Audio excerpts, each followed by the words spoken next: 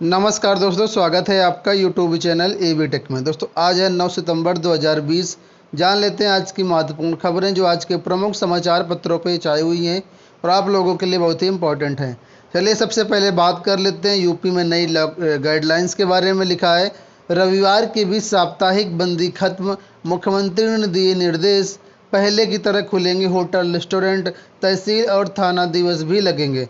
दोस्तों आप लोग जानते हैं अभी तक यूपी सरकार ने मिनी लॉकडाउन घोषित किया था, जिसके अंतर्गत शनिवार और रविवार को साप्ताहिक बंदी होती थी और उस दिन कोई भी दुकान वगैरह नहीं खुलती थी। ठीक है, तो कुछ दिन पहले ही अभी शनिवार की जो बंदी खत्म कर दिया गया था, अब रविवार की भी साप्ताहिक बंदी खत्म कर दिया है। अब यहाँ पर यह कहा गया कि जिस तरीके से जिस एरिया में पहले साप्ताहिक बंदी होती थी उसी हिसाब से खुलेंगे, यानी पहले की तरह नॉर्मल खुलेंगे, कोरोना के पहले जो चीज़ें थी। ठीक है, होटल रेस्टोरेंट को भी खोल दिया गया है, तहसील थाना दिवस भी लगेंगे, यानी सब कुछ पहले जैसा हो गया है। सरकार ने कहा है कि अब प्रत्येक व्यक्ति को पहले की तरह ही रहने की अनुमति दे दी गई है। अब सरकार जो लोग हैं अपने ईज ऑफ लिविंग के ओर कदम बढ़ाने के लिए तैयार हो जाएं। अब प्रत्येक व्यक्ति को अपने हिसाब से रहना होगा, हालांकि कोरोना की गाइडलाइंस का पालन करना अनिवार्य होगा। ठीक है, दूसरी अपडेट की बात कर लेते हैं। दोस्तों प्रयागराज के जो एसएसपी थे अभिषेक दीक्षित जी, इनको निलंबित कर दिया गया है। इसमें जो प्रमुख वजह बताई जा रही है वो यहाँ पर एक तरीके से अनियमितता धांधली बताई जा रही, लेकिन यहाँ पर ये भी कहा जा रहा है कि युवाओं की जो ताली थाली थी ये भी एक बड़ा कारण है। यहाँ पर भी देख सकते हैं, लिखा है कि भले ही मेन वजह भ्रष्टाचार हो, लेकिन बेरोजगारों की जो ताली थालियाँ बजाई गई थी 5 सितंबर को 5 बजे, उसमें ये उसको रोकने में नाकामयाब रहे। इनको पहले ही से ही सूचना थी कि 5 बजे 5 मिनट पर ताली थाली बजाई जाएगी, लेकिन पुलिस जो है अभ्यर्थियों को रोकने में नाकामयाब रही। और इसके लिए इनका कहना है कि इसमें भारी जो गाइडलाइंस है, कोरोना की गाइडलाइंस है, धारा 144 है, इन सब का उल्लंघन हुआ और इसके लिए 25 युवाओं पर रिपोर्ट भी दर्ज की गई थी। ठीक है, युवा मंच के थे लोग। यहाँ पर लिखा हुआ है कि उल्लंघन करने में धारा 144 कोविड-19 की गाइडलाइंस का निर्देशों का पालन न करने पर 25 लोगों पर केस दर्ज किया गया था। लेकिन फिलहाल अब जो प्रयागराज के एसएसपी थे उनको निलंबित कर दिया गया है। बात कर लेते हैं यूपी बोर्ड की। तो दोस्तों 10वीं 12वीं के जो बोर्ड फॉर्म भरने की डेट है वो समाप्त हो चुकी है। हालांकि लेट पेमेंट के साथ आप लोग अभी भी परीक्षा फॉर्म भर सकते हैं। और दोस्तों बड़ी यहाँ पर इंटरेस्टिंग बात ये है कि सिर्फ और सिर्फ 3,54,984 अभ्यर्थियों के ही फॉर्म अभी तक भरे गए हैं, और जबकि ये पूरे अगर देखा जाए तो इसका लगभग 5-6% ही है। हर साल 30-35 लाख लोग आवेदन करते हैं, लेकिन इस साल सिर्फ 3,54,000 लोगों ने ही इसमें परीक्षा फॉर्म भरा है। हालांकि अभी लेट पेमेंट के साथ फॉर्म भरे जा सकते हैं 24 सितंबर तक। तो देखना ये होगा इस बार कितने यहाँ पर फॉर्म भर पाते हैं। राज्य विश्वविद्यालय में पीएचडी के लिए आवेदन कल से शुरू हो रहे हैं। जो स्टूडेंट्स हैं पीएचडी करना चाहते हैं इन कोर्सेज में, उनके लिए कल से आवेदन खुल जाएंगे। लिखा है कि नए सत्र में भारतीय प्राचीन इतिहास, राजनीति विज्ञान, अर्थशास्त्र, समाजशास्त्र, हिंदी, वाणिज्य, दर्शन शास्त्र, संस्कृत, समाज कार्य, रक्षा एवं ये देख लीजिए क्या लिखा है, और भूगोल विषय में पीएचडी में प्रवेश होगा। तो इनके लिए आवेदन फॉर्म है कल से शुरू हो जाएंगे। ये आवेदन फॉर्म हमारी वेबसाइट पर भी अवेलेबल रहेंगे, यहाँ से भी आप लोग फॉर्म भर सकते हैं। और यहाँ पर लिखा क्या क्या परीक्षा में पूछा जाएगा। तो लिखा 25 बहुविकल्पीय प्रश्न आएंगे।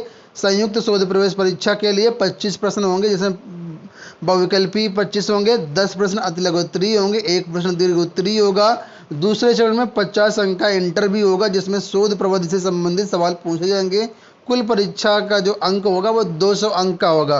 पहली बार प्रोफेसर राजेंद्र सिंह यूनिवर्सिटी में पीएचडी के लिए फॉर्म भरा जा रहे हैं। तो जो भी छात्र इंटरेस्टेड हैं 10 सितंबर से इसमें आवेदन कर सकते हैं। 25 सितंबर इसकी लास्ट डेट रखी गई है। बात कर लेते हैं यहाँ पर यूपीपीएससी लोक सेवा आयोग को लेकर के। लिखा है, पूर्व परीक्षा नियंत्रक विशेषज्ञों से सीबीआई की घंटों पूछताछ। तो 2 दिन से सीबीआई जो टीम है वो प्रयागराज में है और यहाँ पर पूछताछ कर रही है। कई सारी ऐसी भर्तियाँ जो सीबीआई के रडार में है, जिसमें से पीसीएस, एपीएस प्रवक्ता, चिकित्सा अधिकारी जैसी कई भर्ती से मानक के विपरीत काम करने का आरोप लगाया गया। तो परीक्षा नियंत्रक से विशेषज्ञों से सीबीआई टीम ने पूछताछ की। आज अभ्यर्थियों से कर सकती है मुलाकात। लिखा है कि गोविंदपुर स्थित कैंप कार्यालय पर सीबीआई की टीम बुधवार को अलग अलग भर्ती परीक्षाओं के अभ्यर्थियों से मुलाकात कर सकती है। बात कर लेते हैं टीजीटी भर्ती 2016 की। टीजीटी भर्ती 2016 फिजिकल एजुकेशन का रिजल्ट कल जारी कर दिया गया। रिवाइज रिजल्ट, ये रिजल्ट हमारी वेबसाइट governmentjobcenter.com पर अवेलेबल है। वहाँ से आप लोग इसका जो पैनल है, रिजल्ट है, मेरिट लिस्ट है, नोटिस है, सब कुछ डाउनलोड कर सकते हैं। इसके अलावा दोस्तों यहाँ पर हमने अलग से एक वीडियो कल बनाया था, उसको आप लोग ज़रूर देखिएगा। उसमें हमने सारी चीज़ एक्सप्लेन किया हुआ, कितनी कट ऑफ गई है, क्या क्या, ठीक है। इसके अलावा दोस्तों यहाँ पर मामला ये है, अभी फंसा हुआ है कि कई ऐसे अभ्यर्थी हैं जो आरक्षित वर्ग के थे और उनके नंबर अधिक हो जाने के कारण उनका चयन अनरिजर्व कैटेगरी में हो गया है। अब इन लोगों से अनरिजर्व कैटेगरी के कॉलेज की चॉइस नहीं कराई गई थी, इसलिए इनके लिए दोबारा से कॉलेज चॉइस के लिए आवेदन फॉर्म लिए जाएंगे। और ये आवेदन फॉर्म 9 सितंबर से आज से 16 सितंबर तक आप लोग भर सकते हैं। इसके लिए आप लोग governmentjobcenter.com वेबसाइट विजिट करें। आज दोपहर से इसका लिंक एक्टिवेट कर दिया जाएगा, उसके बाद अपना कॉलेज चॉइस दे सकते हैं। और इस तरीके से देखें तो 260 शिक्षकों की चयन प्रक्रिया फंस गई है, क्योंकि जब जो कॉलेज अलॉटमेंट होगा वह सबका एक साथ होगा और ऐसे अभ्यर्थी जो आरक्षित वर्ग के हैं लेकिन अनरिजर्व कैटेगरी में उनका चयन हुआ है, इनका अभी तक कॉलेज की जो चॉइस है वो नहीं भराई गई है। तो ये लोगों के लिए 16 सितंबर तक वेबसाइट ओपन है। कॉलेज चॉइस लेने के बाद ही अब जो फाइनल पैनल है, जो कॉलेज का अलॉटमेंट है, वो किया जाएगा। फिलहाल जैसे कुछ अपडेट आएगी आने वाले वीडियोस में हम आपको शेयर करते रहेंगे। आप लोग चैनल के साथ जुड़े रहिएगा। बात कर लेते हैं गेट एग्जाम की। तो लिखा है गेट फरवरी 2021 में 14 से ऑनलाइन आवेदन। जो लोग आईआईटी और इंजीनियरिंग कॉलेजों में शैक्षणिक सत्र 2021 में एमटेक और पीएचडी प्रोग्राम में दाखिले के लिए आवेदन करना चाहते हैं, उनके लिए गेट 2021 में आयोजित की जाएगी। गेट के लिए ऑनलाइन आवेदन पत्र की खिड़की 14 सितंबर से खुलेगी। इच्छुक छात्र 30 सितंबर तक ऑनलाइन आवेदन भर सकेंगे, ठीक है। अब बात कर लेते हैं असिस्टेंट प्रोफेसर भर्ती के बारे में। 2020 की जो भर्ती आने वाली है, आप लोग जानते हैं 3900 पदों पर भर्तियां आने वाली असिस्टेंट प्रोफेसर की, लेकिन मामला यहाँ पर क्षैतिज आरक्षण में जाकर के लटक गया है।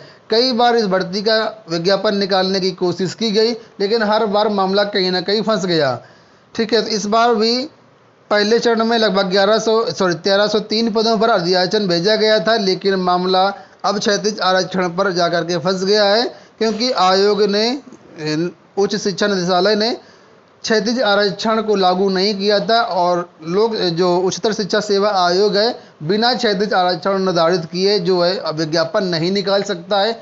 इसलिए शासन से इसमें अनुमति मांगी गई। शासन से अनुमति मिलने के बाद ही अब विज्ञापन आप लोगों का आ पाएगा। यहाँ पर आप लोग देख सकते हैं कई सारे अभ्यर्थियों ने कल उच्च शिक्षा निदेशालय में धरना प्रदर्शन किया और निदेशक ने इसका आश्वासन दिया कि जैसे शासन से जवाब आ जाता है, अनुमति मिल जाती है, उसके बाद विज्ञापन जारी कर दिया जाएगा। तो फिलहाल यहाँ पर आप लोग देख सकते हैं फोटोज।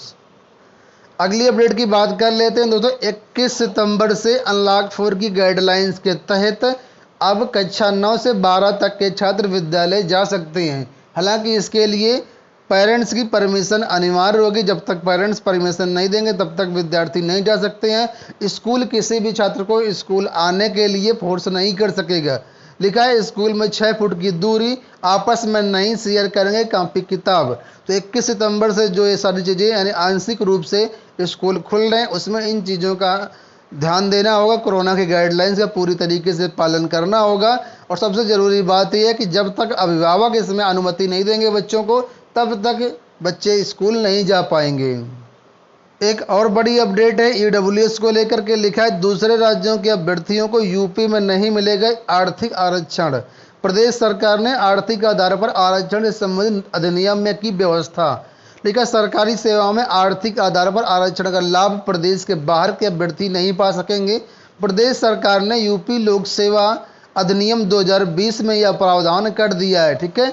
तो अब कोई भी बाहरी राज्य का अभ्यर्थी है, अगर उसने ईडब्ल्यूएस सर्टिफिकेट लगाया हुआ है तब भी उसको ईडब्ल्यूएस का लाभ नहीं मिलेगा। सिर्फ यूपी के अभ्यर्थियों को ही ईडब्ल्यूएस कैटेगरी का लाभ मिलेगा। ठीक है, तो शासन ने इसके लिए अधिसूचना जारी कर दी है और इसमें संशोधन करके सारी चीज़ों को कर दिया। आप लोग जानते हैं कि कमज़ोर वर्ग के जो जनरल वर्ग के अभ्यर्थी हैं उनके लिए ईडब्ल्यूएस की व्यवस्था की गई है, 10% आरक्षण इसमें मिलता है। तो फिलहाल बाहरी राज्यों के अभ्यर्थियों को अब इसमें आरक्षण नहीं मिलेगा। ठीक है, बात कर लेते हैं अगली अपडेट की। तो यहाँ पर अपडेट जो है दोस्तों तदर्थ शिक्षकों की भर्ती को लेकर के है। यहाँ पर आप लोग देख सकते हैं ध्रुव कुमार त्रिपाठी जी हैं, ये सदस्य हैं विधान परिषद के और इन्होंने तदर्थ शिक्षकों के लिए सहानुभूतिपूर्वक सरकार को पत्र लिखा है, माननीय मुख्यमंत्री जी योगी आदित्यनाथ जी को।